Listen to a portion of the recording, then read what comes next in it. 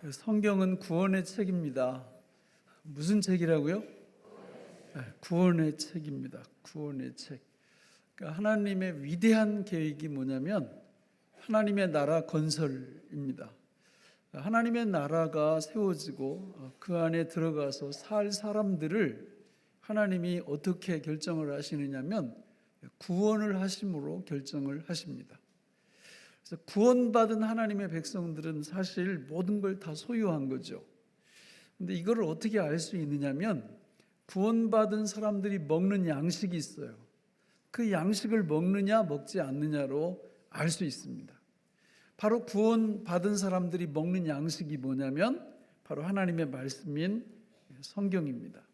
이 성경을 잘 먹으면 구원의 놀라운 역사가 일어나고요. 구원을 경험할 수 있어요. 구원을 경험하고 구원을 누립니다. 이런 사람들은 정말 삶이 달라요. 구원을 먹고 구원을 누릴 줄 아는 사람들은 그러니까 삶이 정말 이제 성경에서 말하는 그런 삶이 나타나게 되어 있습니다. 근데 반대로 구원은 받았다고 하지만 구원의 양식을 자꾸 먹지 않는 분들이 있어요. 그러면 본인이 알아요. 본인이 이게 내가 교회 다니는 게 도대체 왜 다니는지 모르겠다. 별로 이렇게 의미를 못 느낍니다. 그러다 보면 구원을 누리지도 못하고 경험도 못하니까 그 구원이 나를 통해서 밖으로 흘러가지도 않아요. 그러니까 구원을 정말 누리면 구원이 너무 영광스럽기 때문에 이 구원이 나를 통해서 막 밖으로 흘러나가게 돼 있어요. 이런 때는 아멘 하는 겁니다. 이게 구원을 경험해 본 분들은 알아요. 이게 무슨 얘기인지. 그래서 그 구원의 역사가 한 5년 교회 다니면 내가 구원의 이 놀라운 은혜가 나를 통해서 막 흘러나가서 그걸 같이 누리는 사람들이 하나둘 생겨나기 시작해요. 이런 때도 아멘 하는 거예요. 그러니까 주변을 보시면 나 때문에 이 구원을 경험하는 사람들이 막 3분, 5분 이렇게 옆에 있어야 돼. 이게 정상이에요. 억지로 하는 게 아니에요. 억지로 하는 게 아니에요. 내가 구원을 누리고 구원을 경험하면 이게 너무 영광스럽기 때문에 이 구원이 나를 통해서 흘러가게 돼 있어요. 그렇게 될 때 내가 누리고 있는 구원이 이거 진짜구나 이걸 알 수 있어요. 이런 사람들은 구원을 주시는 하나님이 자기 인생에 있어서 언제나 상수입니다. 변수가 아니에요. 그러니까 어떤 일이 있어도 그분이 상수예요. 그분을 늘 존경하고 그분을 섬기고 그분을 예배하고 이런 것들이 억지로 의무로 이렇게 하는 게 아니에요. 너무 좋아서 그거를 하게 되어 있습니다. 그러니까 이런 은혜를 누리면 이게 인생의 새로운 장이 쫙 이렇게 열리게 되죠. 어떤 분들을 보면 하나님이 상수가 아니라 변수예요. 그러니까 내가 어떤 필요가 있으면 하나님도 필요 없어요. 교회 다니는 목적도 하나님이 이 변수가 되면 그 삶 자체가 항상 하나님 중심이 아니라 세상 중심, 물질 중심, 어떤 관심사 중심 이런 쪽으로 이렇게 흘러갑니다. 어떤 분은 주일 등산 모임이 딱 있으면 어떤 일이 있어도 거기 가야 됩니다. 그러면 하나님이 변수요, 상수요?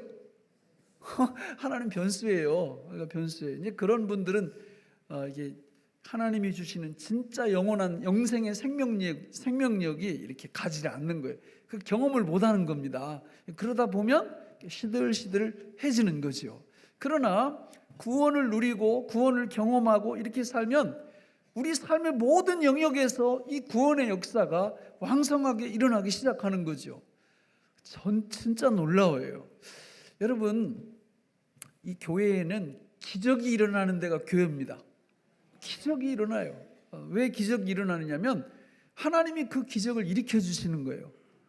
그런데 2 종류의 기적이 있어요. 교회 안에. 하나는 하나님의 그 도우심을 받아서 구원의 왕성한 역사가 일어나는 기적이 있어요.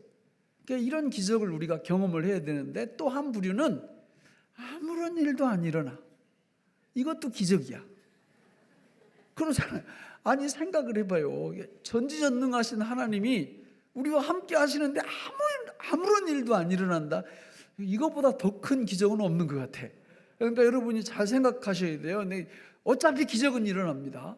하나님의 놀라운 구원의 역사가 내 안에서부터 시작해서 내 밖으로 넘치는 그런 기적이, 또 한 종류의 기적은 아무 일도 안 일어나는 참으로 놀라운 기적이, 둘 중에 하나예요. 그러니까 우리가 어느 편에 속해서 하나님을 섬길지 오늘 말씀을 잘 보시면 알 수가 있습니다. 우리 주님은 우리한테 나무를 평가하고 판단할 때 뭘로 안다고 그랬어요? 열매로 안다 그랬습니다. 열매로. 우리가 구원을 정말 누린다면 무슨 열매가 나타나요? 구원의 열매가 나타나죠. 구원의 열매가 얼마만큼 폭발적으로 나타나느냐면 상상할 수 없을 정도예요. 그러니까 이런 축복을 받으시기를 주님의 이름으로 축원합니다. 오늘 우리가 무슨 주일이에요?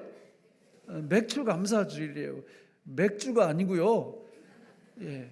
아니, 또 관련이 있긴 있어요. 맥주 뭘로 만들어요? 보리나 밀로 만드니까 사실 밀 추수, 보리 추수하는 그런 감사 주일이니까 그거 갖고 맥주 만들 수도 있지 뭐. 근데 맥주 감사 주일이 아니고 맥주 감사 주일이에요. 근데 왜 이 신약교회가 맥주 감사 주일을 지키느냐 그 말이에요.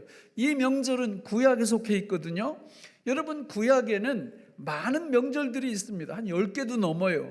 그런데 아주 중요한 명절 3개가 있는데 그 3명절 때는 이 이스라엘의 성인 남자들이 예루살렘으로 올라와서 이 3명절을 지켜야 되는 건데 맥주절이 그 중에 하나입니다. 자, 우리 본문인 출애굽기 23장 14절로 17절을 같이 한번 읽어보겠습니다. 시작. 너는 무교병의 절기를 지키라. 내가 네게 명령한 대로 아비벌의 정한 때에 2일 동안 무교병을 먹을지니 이는 그 달에 내가 애굽에서 나왔습니다. 빈손으로 내 앞에 나오지 말지니라. 맥주절을 지키라. 이는 내가 수고하여 밭에 뿌린 것의 첫 열매를 거둠이니라. 수장절을 지키라. 이는 내가 수고하여 이룬 것을 연말에 밭에서부터 거두어 저장함이니라. 내 모든 남자는 매년 3번씩 주 여호와께 보일지니라. 이렇게 말씀합니다. 이 3명절이 나오는데 신약 교회인 우리가 이 3명절을 지키는 이유는 이 명절 3개가 다 무엇과 연관되어 있기 때문에 그래요? 구원과 연관되어 있습니다. 그러니까 구원을 이해하려면 이 3명절을 알아야 돼요. 구약에 있던 이 3명절을, 이걸 알면 구원을 이해할 수 있고 구원을 누릴 수 있고 구원을 경험할 수 있고 구원의 능력이 우리를 통해서 세상으로 흘러나가게 할 수 있다라는 거죠. 그러면 첫 번째 나오는 명절은 어떤 명절이에요? 무교병의 절기예요. 무교병의 절기는 8일 동안 계속되는데 요 중에 가장 중요한 명절이 6월절입니다. 6월절. 첫 번째는 6월절이에요. 두 번째는 맥주절이에요. 오늘 우리가 지키는 맥주절. 세 번째는 여기 수장절이라 이렇게 나와 있어요. 근데 구약 성경에 보면 같은 절기를 다른 이름으로 말하는 예들이 많이 있습니다. 예를 들어서 우리 추석 그러면 한가위 이렇게 다른 말로 얘기하잖아요. 여기도 6월절은 그냥 6월절이에요. 근데 두 번째 맥주절은 오순절, 칠칠절 이런 말로 성경에 또 기록되어 있어요. 그리고 뒤에 나오는 수장절은 장막절, 초막절, 요즘 우리로 말하면 추수감사절, 이렇게 말씀을 드릴 수 있는데 이 3명절이 다 뭐가 관련되어 있다? 구원과 관련이 되어 있다. 그래서 첫 번째 6월절을 보면 6월절은 여러분 성경에 6월이라는 건 이게 넘어간다 그런 뜻이거든요. 뭐가 넘어갔느냐면 심판이 넘어갔다. 심판의 천사가 그 집에 안 들어가고 넘어가서 심판을 겪지 않았다. 이런 뜻이에요. 애굽에 이스라엘 백성이 몇 년 동안 종살이를 했느냐면 400년이 넘게 종살이를 했습니다.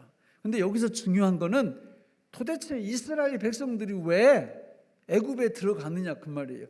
어떻게 하다가 종살이를 됐느냐, 그게 중요한 거예요. 어떻게 하다 종살이를 하게 됐어요? 이유가 뭡니까? 세상에 이게 이제 우리 겉으로 볼 때는 출애굽기 고 이제 창세기 뒷부분에 보면은 누가 데리고 애굽으로 다 내려가요? 야곱이 자기 후손들 약 70명을 데리고 애굽으로 내려가서 거기서 430년 동안 살다가 종노릇하다가 해방되는 사건이 유월절이에요. 그런데 이거를 성경적으로 쭉 살펴보면 애굽에 누가 보냈느냐면, 누가 보내요? 하나님이. 창세기 15장에 보면 야곱의 할아버지, 그러니까 야곱은 세상에 태어나지도 않았을 때예요. 야곱의 아버지 이삭도 태어나지도 않았을 때예요.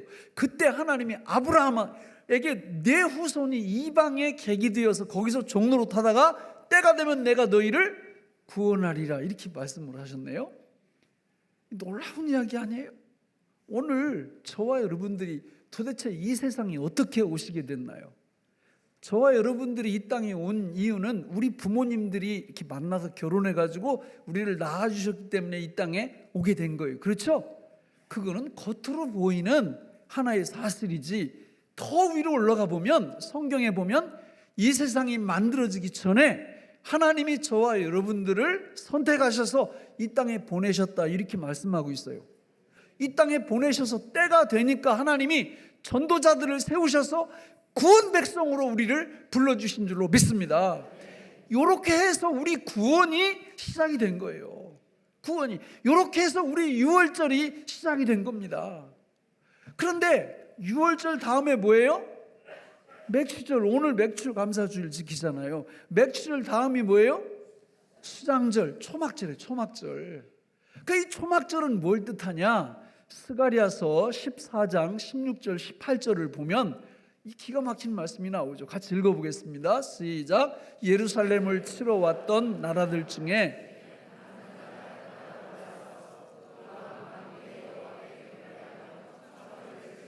초막절을 지킬 것이라. 18절. 만일 애굽 족속이 올라오지 아니할 때에는 비 내림이 있지 아니하리니 여호와께서 초막절을 지키러 올라오지 아니하는 이방 나라들의 사람을 치시는 재앙을 그에게 내리실 것이라. 저 스가랴서는 예수님이 이 땅에 오시기 약 400여 년 전에 기록된 성경이거든요. 저 때는 여러분 예루살렘도 다 황폐한 상태고요. 그야말로 저기 나오는 저 말씀은 그 당시를 향한 말씀들이 아니에요. 오히려 우리 예수님이 재림하실 때 모든 구원받은 민족들이 다 어디로 올라와요?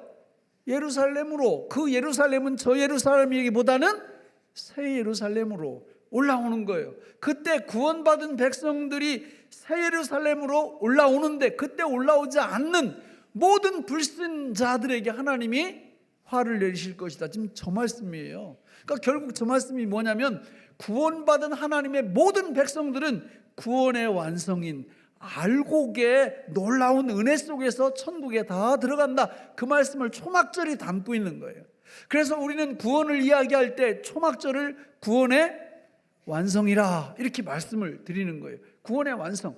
유월절이 구원의 시작이고 초막절이 구원의 완성이면 오늘 맥추절은 무슨 뜻이에요? 구원의 중간 단계죠. 구원의 과정인 겁니다. 그러니까 이게 얼마나 중요하냐면, 유월절을 통과한 사람들은 반드시 맥추절을 거쳐서 초막절에 들어간다. 맥추절의 요게 이 절기를 오늘 말씀해 보니까 처음 첫 열매를 거둔다. 추수가 시작되는 거예요. 그리고 연종의 최종 추수를 우리가 초막절에서, 추수감사절에서 하는 겁니다. 저와 여러분들이 알곡이 되려면, 천국 창고에 알곡이 되려면 반드시 어느 과정을 거쳐야 돼요? 맥추절의 과정을 거쳐야 된다는 거예요. 구원의 과정을. 나는 거치기 싫은데요. 방법이 있습니다. 방법이.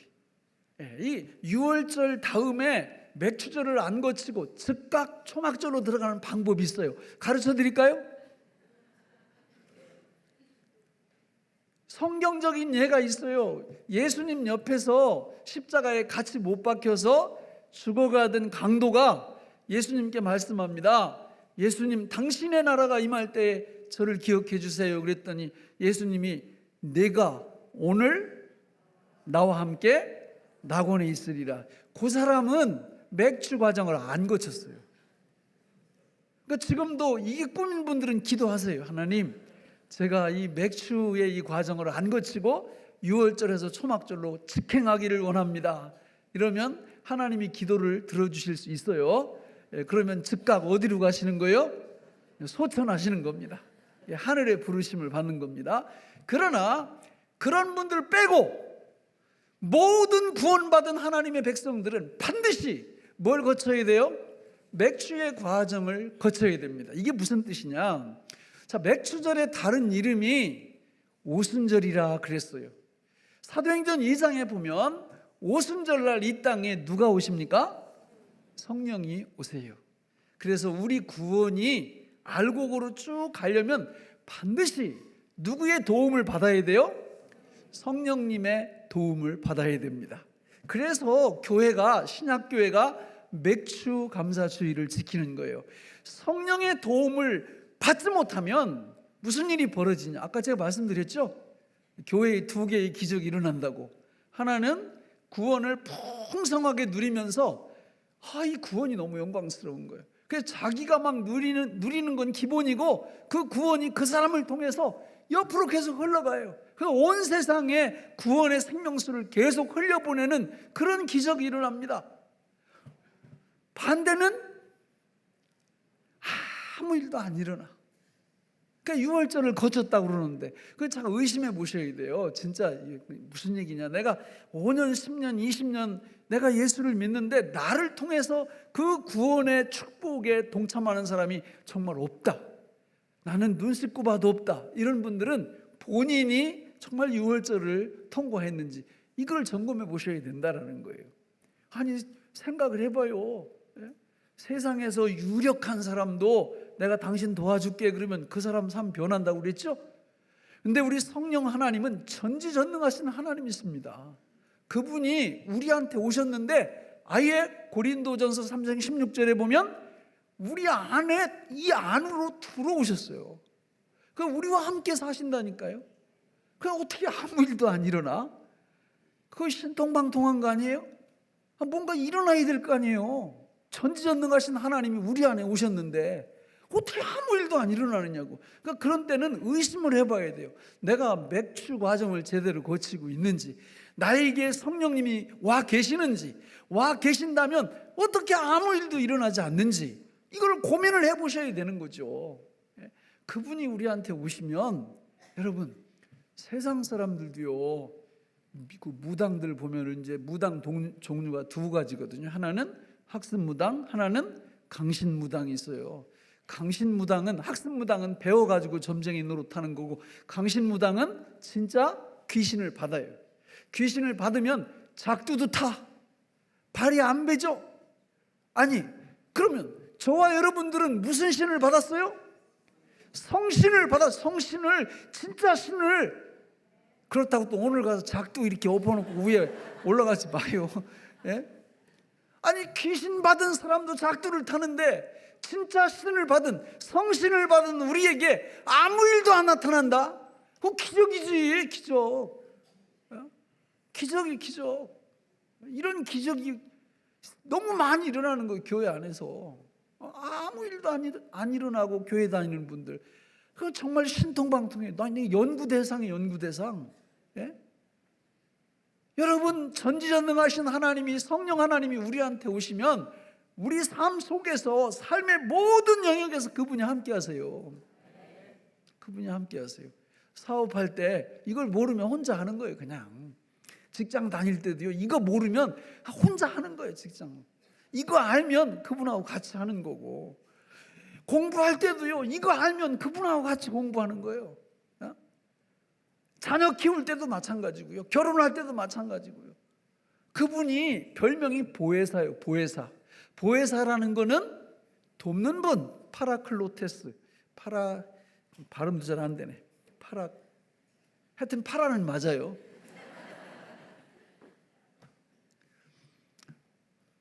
우리를 돕는 분이에요. 돕는 분. 그러니까 우리를 돕는데 중요한 게 뭐냐? 맥추절의 의미를 잘 안다라는 거는 도움을 받는 방법을 잘 안다, 그런 뜻이에요.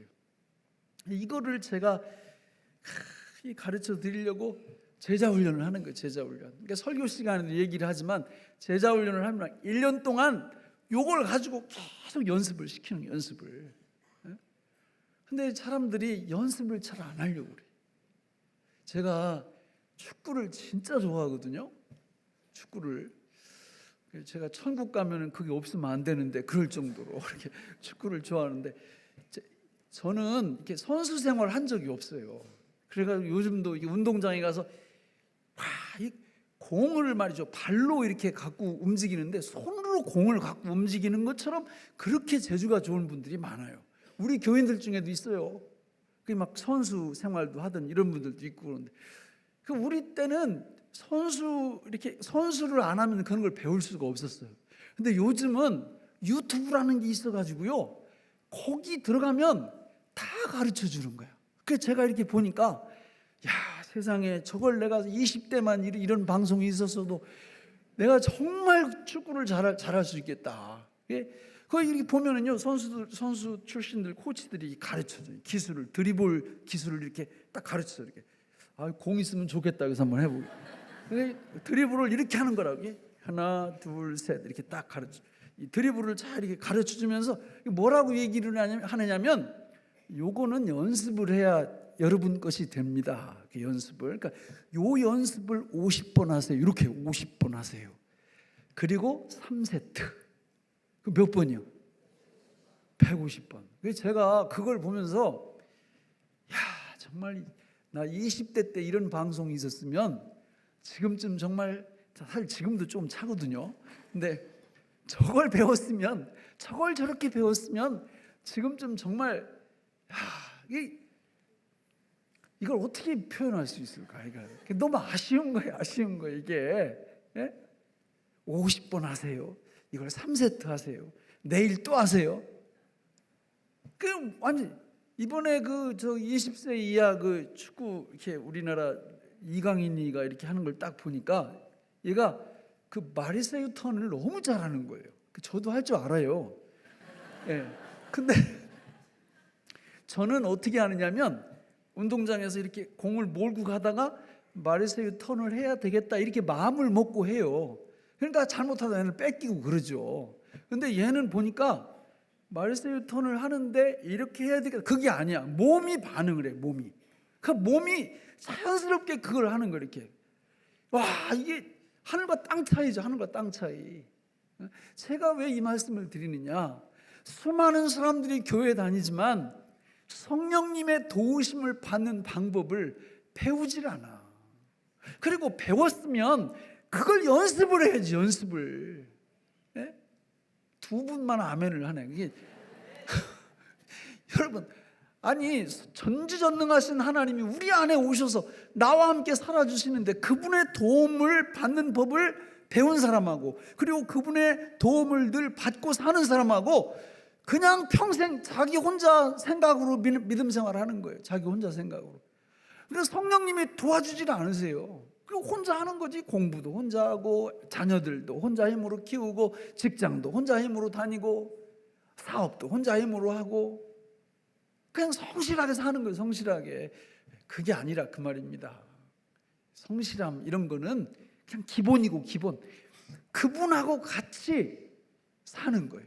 전능하신 하나님과 같이 사업도 하고, 공부도 하고, 연애도 하고, 결혼도 하고, 그렇게 하는 거예요. 전 목회자잖아요.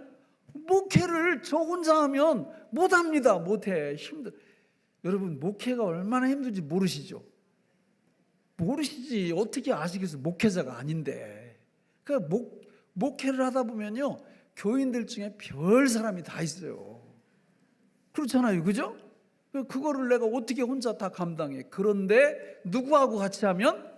성령님하고 같이 하면 쉬워요. 왜? 그분이 능력 주니까. 이제 우리 교회에서 삼동 믿음 목회 세미나라고 이렇게 그 목사님들 이렇게 모셔다가 제가 이렇게 세미나를 하루 종일 합니다. 그거 할 때 가르치는 거 다른 거 가르치는 거 아니에요. 목회 혼자 하지 마시라고. 성령님하고 같이 하시라고. 성령님하고 같이 하시면 목회가 망해도 괜찮아. 왜? 그분이 망하게 하시는 거니까. 흥해도 괜찮아. 왜? 그분이 흥하게 하시는 거니까. 함부로 우리 입으로 개척교회 된다 안 된다 이런 말 하지 말라고요. 그분하고 같이 해보고 되면 좋은 거고 안 되면 할 수 없는 거지. 그분하고 같이 해보지도 않으면서 그런 얘기하면 안 되는 거죠. 신앙생활이 마찬가지입니다. 여러분, 우리 삶 속에서 전능하신 성령님과 함께 그분의 능력을 더듬는 방법을 배워서 믿음 생활을 하는 분하고 그런 거 배운 적도 없어. 또 배우고 나서도 연습도 안 해. 이러면 날 새는 거죠. 기적을 일으킵니다. 아무 일도 안 일어나는 기적. 그러나 이런 걸 알고 배우고 그대로 하면 간증거리가 넘쳐나요. 간증거리가. 이런 복을 받으시기를 바랍니다. 그럼 어떻게 그분의 도움을 받냐? 여러분, 교회 다니면서 어떤 분 보면요, 불교 신자처럼 이 예수님을 믿는 분이 있어요.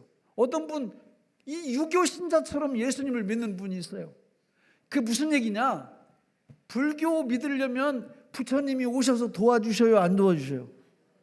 예? 안 도와주셔요.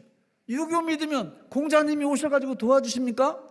절대 안 도와주세요. 자기가 그냥 불경 열심히 연습하고 만날 때 막 인사할 때 성불합시다, 부처가 됩시다. 자기들이 노력해야 되는 거예요.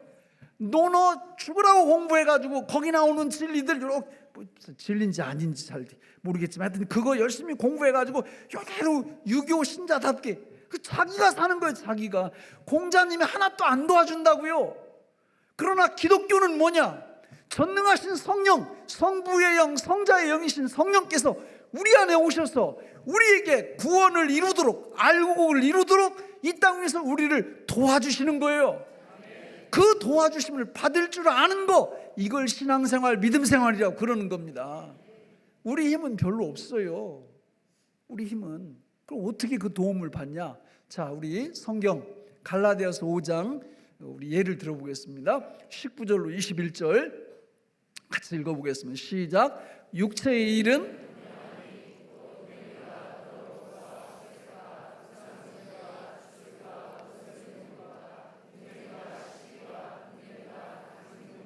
분열함과 이단과 투기와 술취함과 방탕함과 또 그와 같은 것들이라.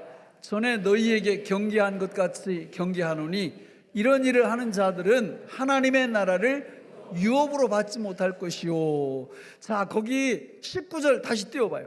자, 거기 보면 저게 육체의 일인데 무슨 뜻이냐면 육체의 열매, 그런 뜻이에요. 왜냐하면 22절에 보면 성령의 열매는 이렇게 시작되거든요. 그러니까 육체의 열매와 성령의 열매가 대비되는 겁니다. 그러면 여러분, 저 육체의 열매가 저기 15가지가 나와요. 15가지가. 저 육체의 열매를 누가 맺히는 거예요? 누가 맺힙니까? 이게 국어 공부 좀 해야 돼. 국어. 써 있잖아요. 저기 육체가 맺힌다고. 육체의 열매를 육체가 맺히죠. 육체가 맺혀. 22절 볼까요? 22절로 23절 시작. 오직 성령의 열매는 사랑과 희락과 화평과 오래 참음과 자비와 양선과 충성과 온유와 절제니 이 같은 것을 금지할 법이 없느니라. 여러분, 성령의 열매는 누가 맺힙니까? 써 있잖아요. 성령의 열매, 성령이 맺히는 거예요. 육체의 열매는 누가 맺힙니까? 육체가 맺히는 거예요. 육체가. 내가 맺히는 게 아니에요. 육체가 맺혀내. 육체가 맺혀내. 그러니까 우리가 저 육체의 열매를 먹지 않으면, 그리고 성령의 열매를 먹으면 그때부터 기적이 일어나는 거예요. 우리 삶의 모든 영역에서. 그러면 뭘 먹지 않고 뭐만 먹으면 되겠어요? 육체의 열매는 먹지 않고 성령의 열매만 먹으면 되잖아요. 생각을 해보세요. 육체의 열매 15가지, 음행과 더러운 것과 호색과 우상숭배와 주술과 원수 맺는 것과 분쟁과 시기와 분냄과 당짓는 것과 분열함과 이단과 투기와 술취함과 방탕함. 여러분, 저런 거 먹으면 그냥 망하는 거예요. 그냥 그대로 망합니다. 흥할 수가 없어요. 저거 안 먹고 성령의 열매 9가지, 사랑과 희락과 화평과 오래 참음과 자비와 양선과 충성과 온유, 이 열매만 드셔봐요. 실패하고 싶어도 실패 못해. 실패하고 싶어도. 그런데 그 비결은 간단해요. 성령의 능력을 덧입으면 되는 거거든요. 덧입는 방법이 어디 나오냐? 24절에 나와요. 24절 같이 읽어볼까요? 시작. 그리스도 예수의 사람들은 십자가에, 저기 보세요. 그리스도 예수의 사람들은 육체와 함께, 뒤에 볼 거 없어요. 저 육체가 어떻게 됐다고요? 예수님 십자가에 돌아가실 때 이미 우리 육체도 같이 못 박혀 죽었다. 시제가 뭐예요? 시제가 과거예요. 과거. 자, 여기서 성령의 도움을 받는 핵심이 뭐냐면 저 말씀을 믿는 거예요. 믿는 거예요. 그러니까 믿음 생활 가이드 예수님, 내가 주님을 믿습니다.